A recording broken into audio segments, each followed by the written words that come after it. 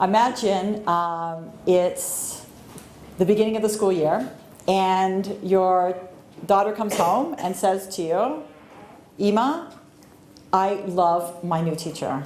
I have a science teacher. He's the greatest teacher ever. I love my new teacher. And you're all so happy, like your daughter's happy. And you say, why? And she says, because he said there's going to be no tests.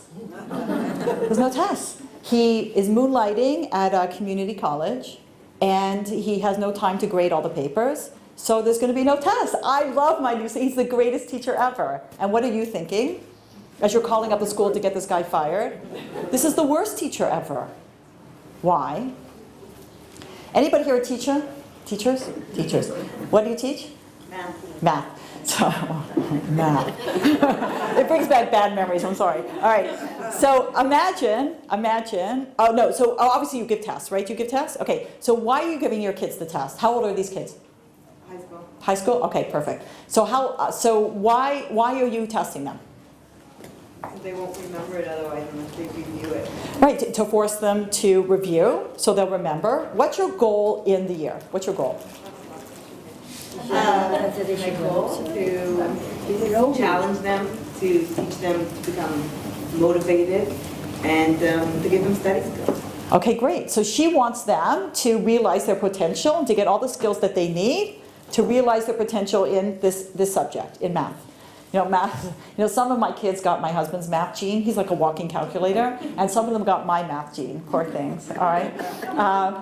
But I tell my daughter, who's like, they always say in math, like they're always saying, okay, this doesn't apply to me. Algebra, who cares? I go, shopping is math, okay? Cooking is math. 1/3, you double the recipe. Like, there are practical applications to this. All right, so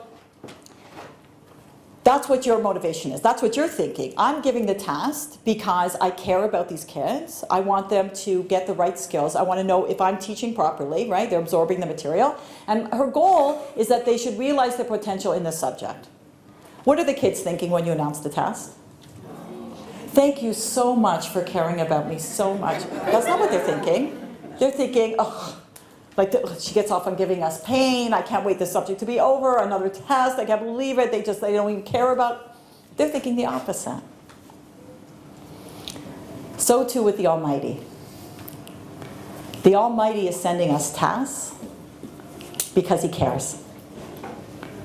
And He wants us to realize our potential in what subject? The subject of life.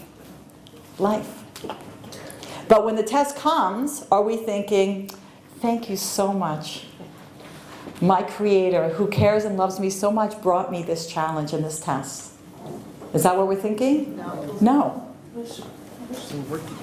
We're pointing fingers, blaming other people around us, complaining, woe is me, feeling sorry for ourselves. Everything happens to me. You're pointing fingers instead of turning it around and realizing that this is a test between me and my Creator.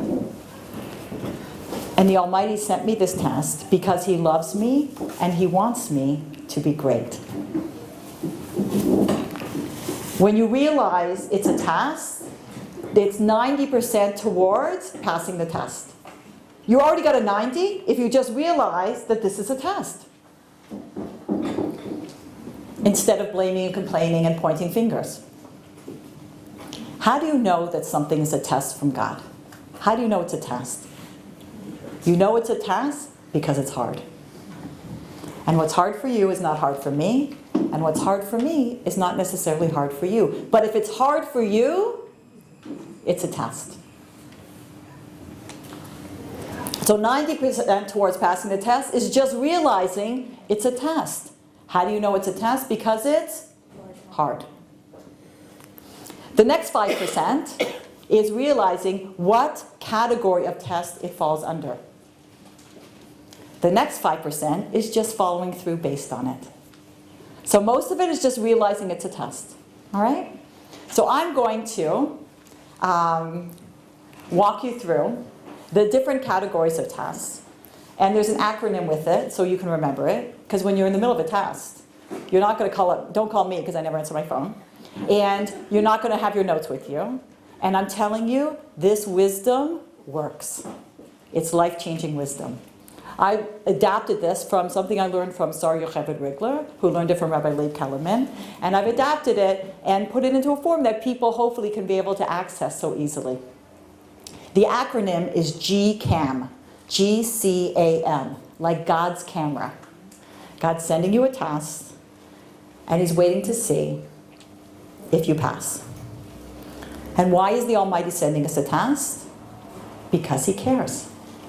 That teacher, that science teacher, doesn't care. If a teacher cares, the teacher will give tasks. Because my kid, who came home on the first day and said, I love my science teacher because my science teacher doesn't give tasks, how is she going to do that year? Is she going to learn anything? Is she going to try? Is she going to make any effort at all? No. Think of a test that you went through in life. Something hard. You got it? If somebody would have said to you before you went through it, this is what you're going to go through, what would you have said to them? No way. No. That I couldn't handle. Not that. But guess what? You did. You're sitting here as testimony to the fact that somehow you did handle it. And I would put money on it that you became a very different person because you passed that test, because you got through it.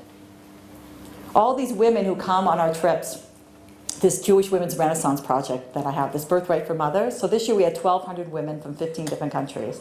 And next year, I'm actually, one of the reasons I'm here is we're signing a contract with the Israeli government because they want to double our numbers next year because they came to us, they saw what we were doing, and it's really a tremendous thing. And some of these women, a lot of people ask me, oh, do you get to know all the women? No. Okay. I can barely remember my kids' names, let alone these women's names, all right? So I don't get, but who do? I do get to know a handful. Who do I get to know? The hard cases. The women who are really going through heavy stuff. Because the women who come, we partner with organizations around the world in order to do this. And these organizations are recruiting the women and they're staffing the buses. And I tell them, we call them city leaders. Often they're rabbis' wives or they're educators who come on the trip to lead the women. And I say to them, you are the first line of defense. If a woman is having an issue with her roommate, or she misses her kids, or she's struggling in her marriage, or whatever it is that she's dealing with, you're the first line of defense. You handle it. But if you can't handle it, or you feel I would be better, then send her to me. That's what I'm here for. So the women I get to know are the women who have been through a lot of stuff or going through something very heavy. And just when you think you've heard it all, you haven't heard it all. Professional Jewish women, you can't even imagine what's going on in their lives. You can't even imagine. So I do it my best to try to help them. But sometimes it's a situation where you just, no matter what you say, you're not going to be of any help. But one thing I do tell them, and I'm telling you, I see it and I believe it, that people who go through stuff become people of substance. And people who have gone through stuff, they have a little bit of disdain for people who are complaining that the throw pillow came back with the wrong fabric. And that's the worst thing that's going on in their lives. Really? When you go through heavy things, you become a heavier person. And you see life in a heavier way, in a deeper way. I wish it was that we grew tremendously when everything is going great. You're just clinging to the Almighty. You're just really growing as a person, going up that ladder of potential. I wish it was true.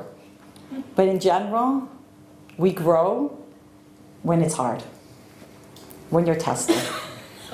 And when I said to you to think of something that you went through and you didn't think that you had it in you, guess what? You had it in you.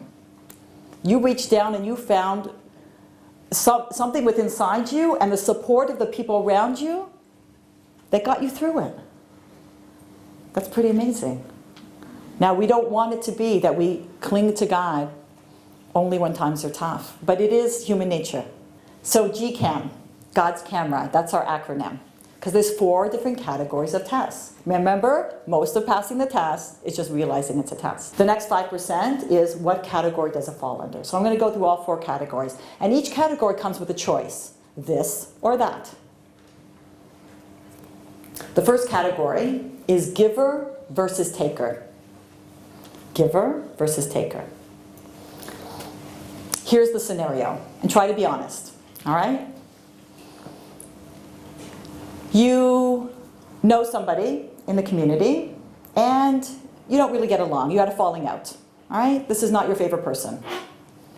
Somebody who knows both of you calls you up and says that that woman that you don't really get along with had to leave the country, go abroad for medical tests. And the test came back. It wasn't good news. She's going to have to stay for an extended period of time abroad. So we're all getting, and she has to give up her apartment. So we're all getting together this Sunday, and we are going to pack up her stuff. Are you in? So for those of you who said, I'm in, this is not a test. This is not hard. I'm in. I'm in. For those of you who said, I'm not in, it's also not a test. I'm not in. For those in between, it's a test. I don't really want to spend the day packing up this woman's stuff. I had other plans. Imagine your daughter was, let's make it, because Sunday's not really a good day here in terms of using this scenario. Let's make it an Erev Shabbat, okay? So it's Erev Shabbos, it's Friday, all right? Okay, so now it's becoming a test. Okay? People are switching sides already, okay? Okay, it's Erev Shabbos, and you had told your daughter was having a little bit of a tough week. You told your daughter, you know what? I'm going to make sure Shabbos is ready. Erev Shabbos, it's you and me. Little TLC day, all right? We're going to, just you and Ima, we're going to go out, we're going to go shopping. We're just, you know your daughter needs special time. If you choose to spend the day with your daughter and not packing up this woman's stuff, are you choosing to be a taker? No, you're choosing to be a giver to your daughter. But imagine you were having a hard week. And you decided, you know what? Erev Shabbos, I'm going to make sure Shabbos is ready. And Erev Shabbat, I'm going to get my nails done. I'm going to have a TLC day, because if I'm not for myself, who am I for? Okay, got it? All right, so now you get the call about packing up this woman's stuff. Now it's getting a little murky, all right? Do you hear?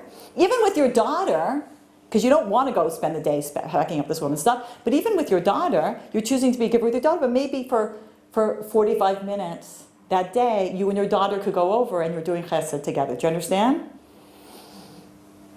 Imagine you are chairing the school fundraiser.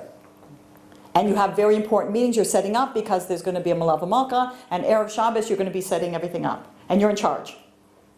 Can you pack up this woman's stuff? No, it's not a test. You can't go. But imagine you're planning to just be another volunteer at the fundraiser and contribute financially to it. So you could send your check in. You could spend time. Do you see how things and how easy it is to rationalize our choices? And life is choice. You made 1,000 choices today. Should I get up? Should I sleep in? Should I wear this, eat this, be with this person, do this? Life is choice. So when it says in the Torah to make a choice, we're supposed to choose what? We're supposed to choose life. What does that mean? Choose to breathe? No, choose life. Choose awareness. Choose understanding. Choose to question. Choose to strive. Be alive. Choose life. Make choices that are going to change your life here and in the world to come. Choose life. So when you're faced with a choice, again, and the choice is a test, and you know it's a test because it's hard. So the first option is giver versus taker. Now, when you make a choice, and you have to be real with it, and you know it's hard and this is a task, you have to stop and say out loud, this is a test. This is a test sent to me by God because He loves me and He wants me to be great. I recognize it's a test, and I choose to be a giver. It's very hard to say the word taker. But sometimes you have to say it. I choose to be a taker. If you choose to be a taker, in the ladder of your potential, you're going down. But there are times we go down. Because sometimes it's 3 steps up and 2 steps down, but at least you're up a step. But just know you're going down. But going down doesn't mean you should let go of the ladder and fall into a black hole and an abyss. No. You made a mistake, and then you get back on track. But at least know you made a mistake. I tell my kids, everybody makes mistakes. Look in the Tanakh, okay? It's filled with people making mistakes. What you do with that mistake is the test of who you are. Do you grow from that mistake? Do you make good? Do you become a better person? Or does it define you and you go down and then you label yourself and all the bad things that can happen from there? But I tell them, if you make a mistake, at least know you made a mistake. Don't rationalize that it's not a mistake. You blew it. At least know it. The author of my co-author of my last book, his name is Bob Berg. He's like the Zig Ziglar motivational speaker. And he has all the lines. He says, rationalize are rational lies. So be careful not to rationalize your life away. And we do it. Because nobody wakes up and says, I'm going to do the wrong thing today. I'm going to make poor choices today. No. We all rationalize why this was the right thing. And you can fool a lot of people. But you can't fool the Almighty. All right, so first one is giver versus taker. The second of GCAM, C, is connection versus estrangement. Connection versus estrangement. By my reacting, what I say, how I say it, when I say it, is either going to bring me closer to this person or far away. When it's a test between you and your husband, you never have to wonder, what category is this? It's always this category. Always. When it's a test between you and one of your children, you never have to wonder, what category is this? It's always this category. When it's between you and your siblings or friends, 60% of the time it's this category. When it's between you and your parents, 40% of the time it's this category.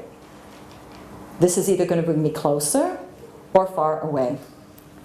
When it's between you and other people, for sure with our spouse and for sure with our children, there are no neutral interactions. There's no parv interactions. Either this is being interpreted by the person as positive or negative. Either this makes them feel closer to you or farther apart. There is no neutral. You think that it's just constructive to remind your husband to take out the garbage. Right? It's parv. It's not positive, it's not negative. You're just sharing information and reminding him nicely. How is he interpreting it? Nagging. You're nagging. It's negative. You're just reminding your child to put their backpack away or to do their homework. This is constructive information. But how are they interpreting it? As negative. There are no neutral interactions. Things that you think are simple and nothing are something. Everything is something. So let me give you an example. Let me give you the example that Sari Yocheved gave publicly. This is a great example. She said that one night her husband said to her, honey, do you want to go out for dinner? She's like, great. And they live in the old city of Jerusalem. They came into town and now they're having dinner. And he said to her over dinner, I have to tell you something. She says, what? He says, remember cousin Deadbeat? Well, he came to me last year to co-sign on a gemach loan. And he didn't pay it back. So you know the $2,000 we've been saving up for a family vacation in Netanya? We have to give it to the gemach. If you're the wife at this point and you have to react, is this a test? No, I was teaching this in Washington, D.C. where I live. And there was somebody sitting to my left who's very wealthy. And I said, is this a test? She goes, no. I go, let's add a few zeros. It's $200,000. She goes, now it's a test. Okay. I was teaching here some Kola wives. They're like $200 is a test, okay? So whether you have to add zeros or take away zeros, for most women, your husband didn't ask you. He co-signed on a gamach loan to a deadbeat cousin, and now all the money you've been saving up for vacation, we're going to give to the gamach? For most women, this is a test. How do you know it's a test? Because it's hard. Do you know what she said to him? I have to leave the table for a few minutes. She leaves the table, she goes out into the Jerusalem night. And she says, out loud, this is a test. This is a test sent to me by Hashem because He loves me and He wants me to be great. I recognize it's a test. And she says it took her 5 minutes to say, and I choose connection. She went back to the table and said to him, clearly, I would have preferred if you had come to me before you did this, but we're in this together and we're going to get through this together. She said it's been 6 months and they've never come for the money. Why? Because it has nothing to do with the money. It has nothing to do with her husband. It has nothing to do with the cousin deadbeat. It has nothing to do with the gamach. This was a test between her and Hashem. And once you pass the test, often it goes away. Because the reason the Almighty sent you the test was to make you a greater person. And once you become a greater person, not always, but often, I have seen it, it goes away. There's a couple that we know. We live in suburban Washington, D.C., in Rockville, Maryland. And there's a couple that we know there. She started coming to my classes, and she started getting excited about her Judaism. And she brought it home to her husband. Her husband was like, no way, Jose. Okay, this man was not moving Jewishly. And I coached her, and she sort of brought him along. And he was one of those guys that, he would say, absolutely not, we're not keeping kosher. And once we got him over that line, then he'd become like the poster boy for kosher. Everybody's been kosher, okay? So, but everything was like that. Coming to shul, Shabbat, everything was like that. And they got to the point where I said to her, listen, you got to move. You got to move, because they were basically Shomer Shabbos at this point, except they were driving to shul because they lived outside the neighborhood. So she comes home and she tells her husband, we got to move. And he's like, that's it, that's my line, no way, okay? Okay, like stop talking to Lori. So some of the husbands, after the trip, I'll go to the cities and countries where the women are from, and I meet the husbands. And sometimes the husbands are like, oh, you're Lori. And some of them are like, oh, you're Lori. Okay. Okay. All right. So anyway, I coached her, and she got him to the point where he's like, fine, okay, fine. They're going to move. So every Sunday, they would drive around the neighborhood, going to open houses looking for a house. And week after week after week, there was never a house. He was like Goldilocks and the Three Bears. This one's too big, this one's too small. This one, the den is on this side, I want it to be on that side. There was always something. She's just like, just buy a house already. And she was really getting upset. So I learned this wisdom. I came back from Israel, and I sat down with her, and I shared it with her. The next Sunday, she sends me a text message. She says, we're outside another house. And this one's to whatever. And she wrote, I choose connection. And the next week he bought a house. And they're pillars of our community. Like, it changed their whole life. They went on to have more children. It's like unbelievable, amazing. Why? Because it had nothing to do with the real estate market. It had nothing to do with her husband's pickiness. It was the test between her and God. And once she passed the test and spoke to him in a different way and reacted in a different way and realized that, oh my gosh, he's just being sent by Hashem as my test so that I'll become a better person, the test went away. My husband, people often ask me, like, do you like living in Washington? And the best part about living in that area is there's 3 airports, because I'm always somewhere. And I wasn't like, my kids were little, I was at home with them, but they're grown now, and I have lots of options, okay? So 3 airports means lots of options. I can fly into this one, that one. So one time my husband offered to drive me to the airport. Sometimes I get a car service, and sometimes he'll drive me. So it's great. So now we're driving, and my husband decided that day to use a different route. Okay, we were in the worst DC traffic. It was unbelievable, and I'm looking at my watch, and I'm going to miss my plane, and I'm the speaker. at an event. I'm the only speaker at this event. And I'm freaking out. And he knows I'm freaking out. And things started getting tense between us. And we started getting into a fight. I'm like, well, why did you go a different way? Don't you, this is rush hour traffic. Why did you go through DC? Da, da, da, da. And we're fighting. And I realized as we're fighting, oh my gosh, this is a test. Because this is hard. Because I was phoning and there was no other flights afterwards. Like this. So while we're fighting, under my breath, I'm like, this is a test, not to be from Hashem, because he wants me to live, wants me to be great. I choose connection. And I said to him, listen, just drive carefully. Everything's gums latov, everything's for the good. It should be if I miss the plane, obviously I wasn't meant to go, and it should be the worst thing that ever happens to us. We get to the airport. I run out of the car, I run through the airport, okay? It's unbelievable. I got on the plane. I'm like huffing and puffing. I call my husband. I said, I got on the plane. He didn't even leave the airport because there was no way I was going to make this plane. He was just waiting to take me back. Because when you pass the test, often it goes away. You got it? All right. So that's connection versus estrangement. And again, every interaction you have, for sure, with almost everybody in your life, but for sure with your spouse and for sure with your children, is either going to bring you closer or farther away. And it's your choice.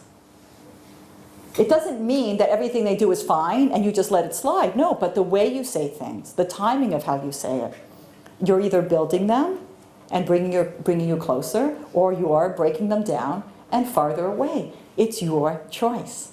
Which is very empowering. Because you can't change people, you can only change your reaction to them. And once you change your reaction to them, that often creates an environment where they can change. The next category, A of GCAN, is acceptance versus rejection.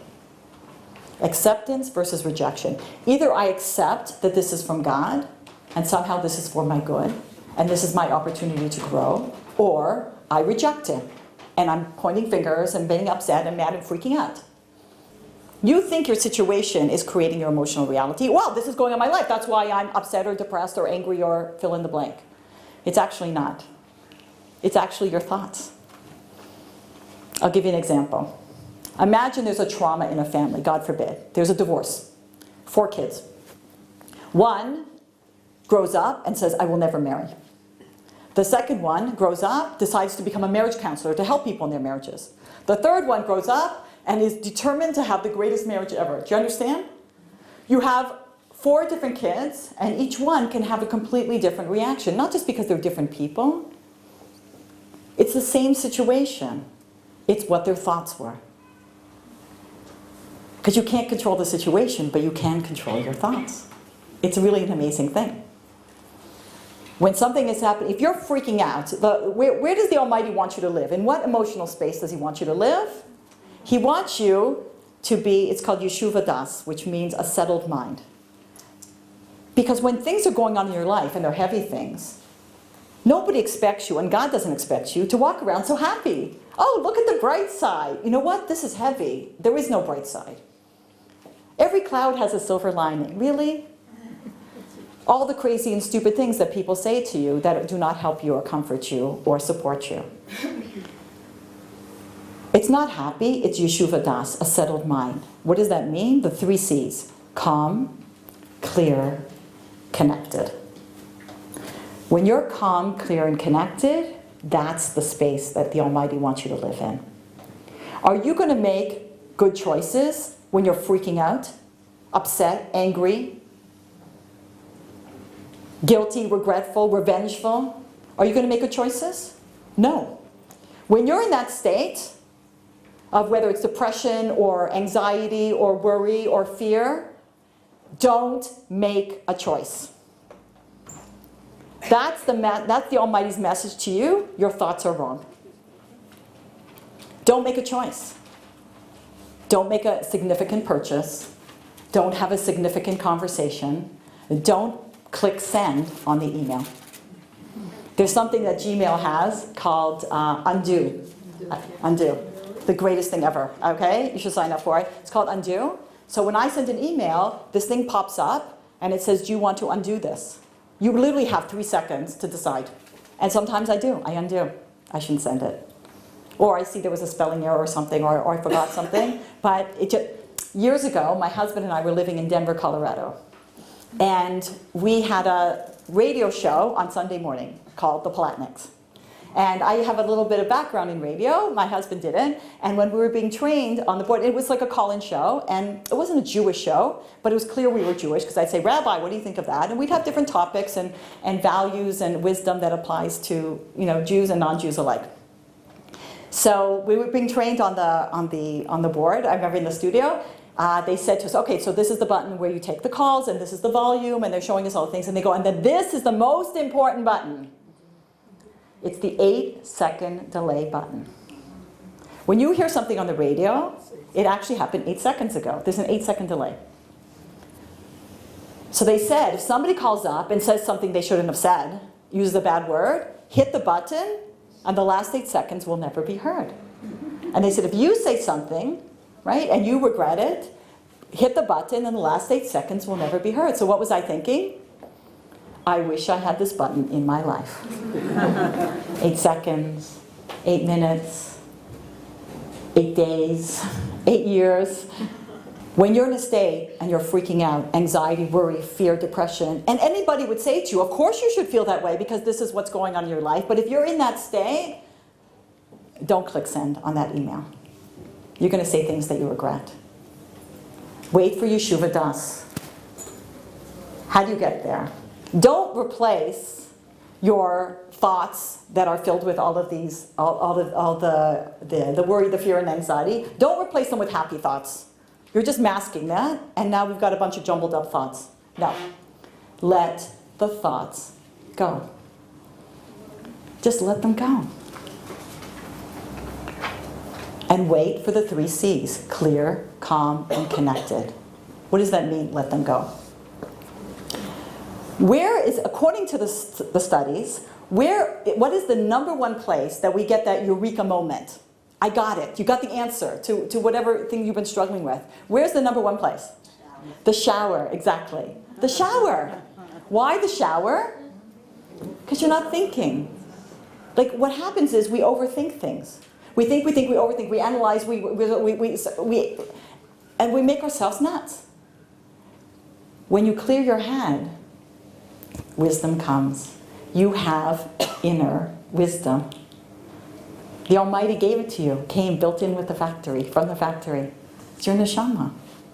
It's your GPS, your God positioning system. The Almighty is always trying to help you to turn left or right and make the right turns in life. But we're not listening. Why? Because there's so much noise going on in our head. We're so distracted.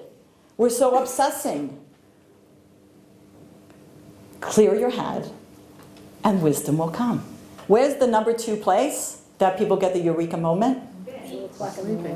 No, it's ironing. Ironing.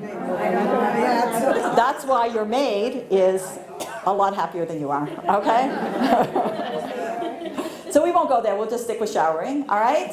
You clear your head. Now, whatever works, works, all right? For some people, you sleep on it. You sleep on it, and then you wake up with the answer. For some people, one of the worst pieces of marital advice is, I'm sorry if this is your marital advice, or if you love this, I'm sorry, I don't want to insult you, but I think it's a terrible advice, is never go to sleep angry. Did you ever hear this? Yes. So you stay up, and you make your husband stay up, you fight to the death because you can't go to sleep angry. You know what? Sometimes it's better to go to sleep angry, and you wake up, you're not so angry anymore, okay?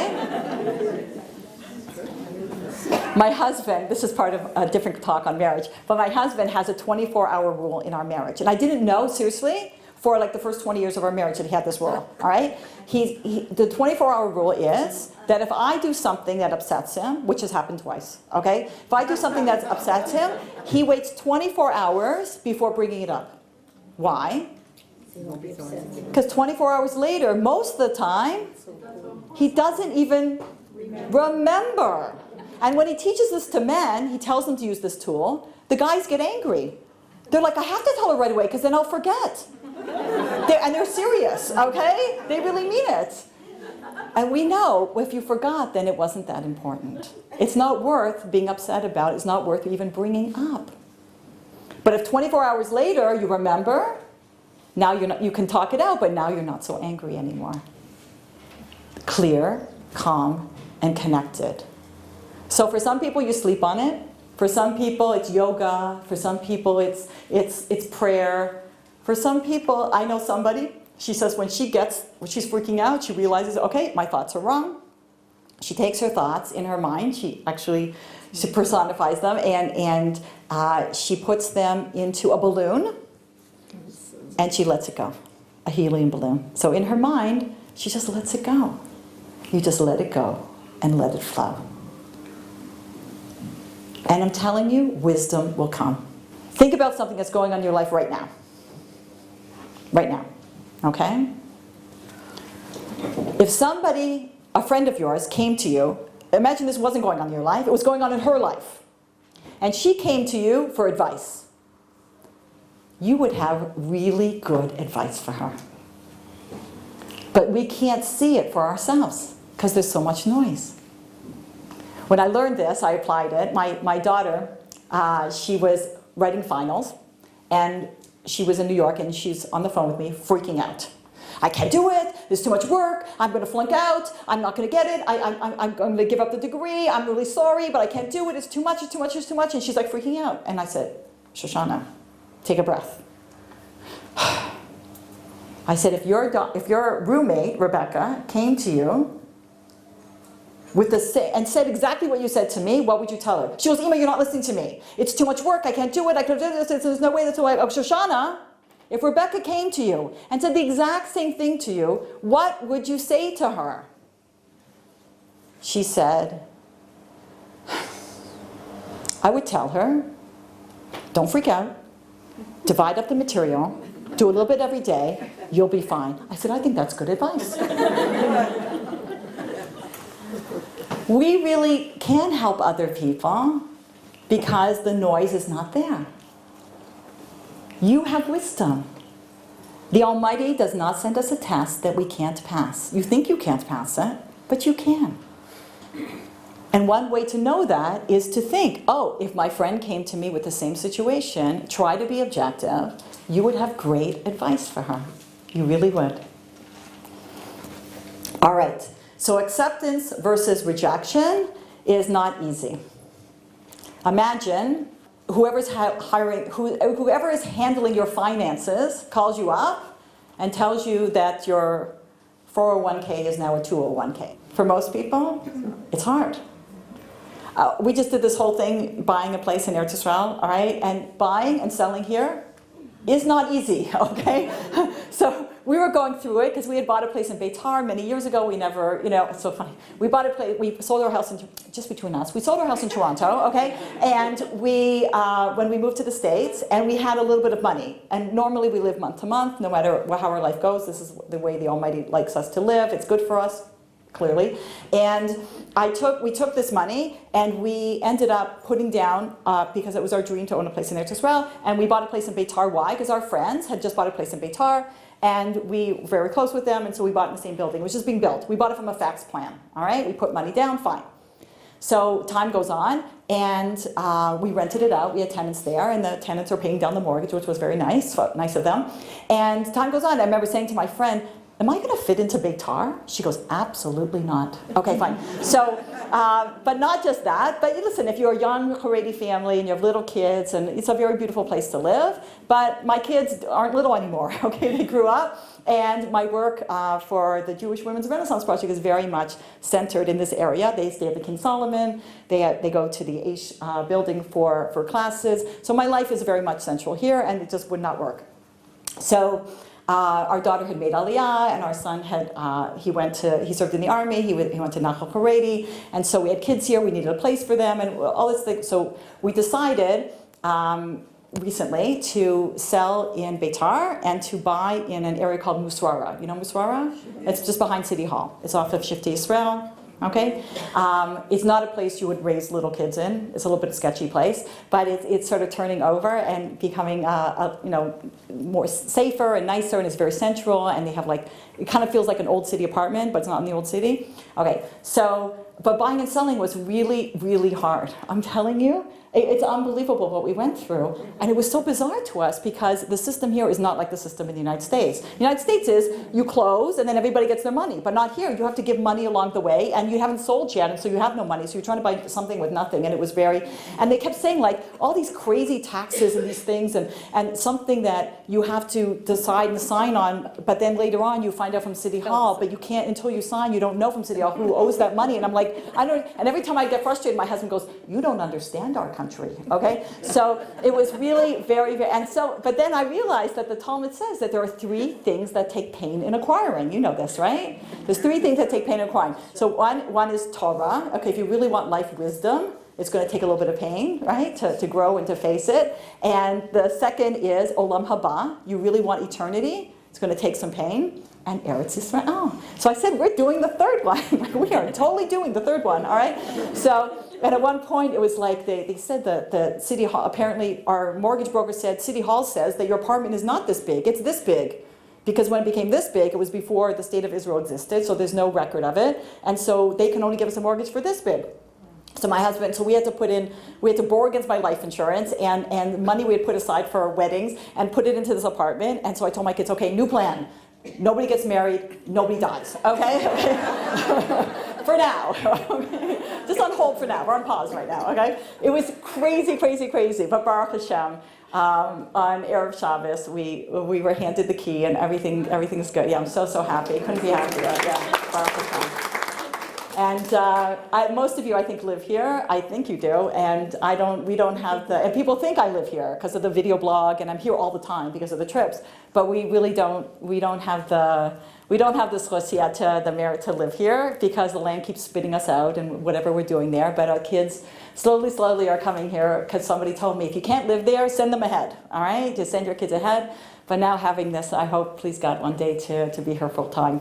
All right, so if it's a financial thing, it's hard. It's a test. And at one point, I was getting angry, right? Who am I getting angry with? Sometimes I'm getting angry with my husband. You know, maybe he should have known. Or I'm getting angry with the mortgage broker. I'm getting angry with the system. But in the end, I realize it's just a test. It's a test. So when it's financial, is this a test is this giver versus taker to your stockbroker? No. Is this connection versus estrangement to your stockbroker? No. This is acceptance versus rejection. Either I accept that the situation is from the Almighty and act accordingly, or I reject it. If I reject it, there's anger, fear, worry, anxiety, depression, and revenge. But if I accept it, it's still not easy. But hopefully you're getting to a place where you realize if I accept it, this is a test from the Almighty. This is a test because He loves me and He wants me to be great. I recognize it's a test and I choose, in this case, acceptance. Acceptance doesn't mean I go to bed and I pull the covers over my head till it goes away. You have to make a decision. You have to put your effort in. Imagine you get a call from your doctor, and God forbid, it's not good news. Is this a test? This is a test. Is this giver versus taker to your doctor? No. Is this connection versus estrangement? No. This is acceptance versus rejection. Either I accept this is from the Almighty or I reject it. And again, accepting it means you must make decisions. You have to make choices. But don't do it in a state when you're freaking out. Wait for clear, calm, connected. Yeshuva does. A settled mind. All right. Giver versus taker, connection versus estrangement, acceptance versus rejection. The last one of GCAM, God's camera. M. M is my will versus God's will. My will versus God's will. This usually has to do with taking on a mitzvah, our level of observance, where we are in the ladder in terms of our own Jewish journey. So let me give you 2 examples from 2 different worlds. So let's do the world that I live in mostly, which is dealing with the secular world. I tell the women who come to my classes, especially around Rosh Hashanah and Yom Kippur time, this is a good time of year to take on a mitzvah. And this applies to us too, because nobody does it all, right? There's There's doing the mitzvah in a better way. There's taking on a mitzvah you know you should be doing, all right? And the Jewish year is not a cycle. Whoa, it just seemed like it was just Hanukkah yesterday, and it was. So it's not a cycle, it's a spiral. You're going around, but hopefully from year to year, you're going up. And again, sometimes it's 3 steps forward, 2 steps back, but at least you're up. So if you take on another mitzvah every year, this is a very good thing. I tell them you should take on one individually, and one as a family. So you go up the ladder for yourself, and as a family, we're also going to embrace something. All right, and that's a good thing to do for everyone. So imagine the women in my class take this seriously, and they do. I say, okay, so let's say they've decided, okay, listen, I'm not going to be totally Shomer Shabbat. I'm not going to be totally Shomer Shabbos, but Friday night's going to be sacred. I'm going to turn Friday night into Shabbat. And we're going to disconnect in order to connect. We're going to disconnect and unplug all the iPhones, the iPads, the iIs, all right? And we're going to connect. So the first Friday night, that's what happens, right? The kids are like, what's going on, whatever, but she makes all their favorite food, and it's kind of nice. Okay, the next Shabbat, right, she lights candles on time. Her husband's making Kiddush, right? They invite some friends over. The next Shabbat, he's giving a Devar Torah. She made challah with the kids that week. This is great, okay? That Sunday, she gets a call from a friend. Her friend says, you know how all the girl cousins in my family, how once a year we take a girl cousin trip? Well, this year we're going to Las Vegas. But one of my cousins had to drop out at the last minute. And she can't get her money back, but she can just give it to somebody else. And she's willing to give it free to someone else, and you're the someone else. And you're going to come with us, and everything's included. All the meals, all the shows, everything. We leave Friday night, 8 o'clock. Are you in? Are you in? Okay. So for most of the people in this room, I would say all the people in this room, is this a test? No. This is not a test. At a certain point in my Jewish journey, this would have been a test. But now, I don't care what you offer me, what amount of money, what experience, I'm not getting into a plane and breaking Shabbos. Forget it. This is not a test. It's not even a test. It's not hard. But for some people it is. Okay, so I'm not, Shomer Shabbos, I'm religious, I'm just doing Friday night, I'll go back and I'll do it. Do you understand? So let's switch it a little bit more at home, okay? So imagine, you have your children and, maybe you're not davening as much as you should and you're sort of cutting back and you're like, well, because my kids and that's my avoda now and now your kids are driving and now you don't have much of an excuse, okay, in terms of your own davening. So then you decide, all right, like once a year, that's it. I'm going to get up early. I'm going to get up 30 minutes early every morning and I'm going to daven. That's it. And I'm going to be all daven and fresh and ready to greet my children in the morning and get them off to school. So after Yom Kippur, the first week, you're getting up, this is beautiful, morning brachas, oh, I remember these, all right? And now you're starting to add things, okay? Before you know it, you're doing the whole 9 yards, and 1 week goes by, 2 weeks go by, 3 weeks, and then your friend calls you up and says to you, you're not gonna believe what my husband got me for my birthday. He got me a private fitness instructor. I have my own fitness instructor who's going to come every morning. And you can come over. You come over and work out with me. It's not going to cost you anything. And you're like, oh, but you realize this is not going to work. There's no way you're going to be able to do the full davening and you're going to be there for your kids and get them off to school and something's got to give. It's not going to be the kids. For some people, this is a test. And it's easy to rationalize. Oh, I have to take care of my body because it houses my soul. And all the things that you can say and do. And I'm not a man, I don't have to go to minyan and and all the things. In the end, it's a test. It's hard. When we talk about my will versus God's will, what are we talking about? We're talking about what I feel like doing versus what I want to do. That's bechira. Free will is not chocolate ice cream, vanilla. I think I'll take chocolate. That's slices, that's choice. Free will is when you're choosing the right thing to do versus the wrong thing. You're making a moral decision. What I feel like doing versus what I want to do. I feel like taking advantage and having a private fitness instructor. I want to daven. I feel like being a patient, calm mother. I want to yell at my kids right now. I feel like being healthy and watching my diet. But, no, I feel like eating a donut, but I want to be healthy and watch my diet. Do you understand? So you feel like yelling at your children, you feel like eating the donut, you feel like having the fitness instructor, but you want to be a patient mother. You want to be healthy. You want to daven. Do you understand? So that's the choice, that's the tension. So fill in the mitzvah here. For all of us, it's something different. It might be how tight our skirt is. It might be in terms of Lashon Hara and not rationalizing and but this is we're trying to help people, so we'll do a Gallup poll amongst our friends, to talk about that person. You insert it. For everybody, it's different. So what is it? It's my will versus God's will. It's what I feel like doing versus what I want to do. I really want to do what God wants me to do, but I feel like fill in the blank. Got it? All right. So let's review. Let's review. The Almighty sends us tests. Why does He send us tests? Because He loves us, because He cares. 90% towards passing the test is just realizing it's a test. It's not that person, it's not that school board, it's not that politician, it's not that husband, it's not that mother-in-law. This is between you and the Almighty.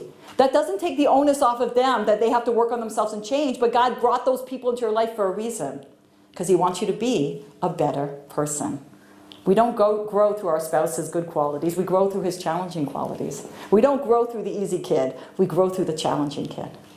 That's why God put them in our life, because He wants to squeeze the potential out of us. So 90% is just realizing it's a task. The next 5% is knowing what category it falls under. The next 5% is just putting it into action. So what are the categories? It's GCAM. G is? Giver versus taker. Okay, you're not going to have your notes with you when this happens. Okay, and I apply this all the time because there's always stuff going on. There's always things going on that are hard, and you apply it. I'm telling you, the stuff, it works like magic. All right, giver versus taker. C. Connection versus estrangement. Either it's going to be bringing me closer to this person or farther away. There is no neutral choices here. Okay, A is acceptance versus rejection.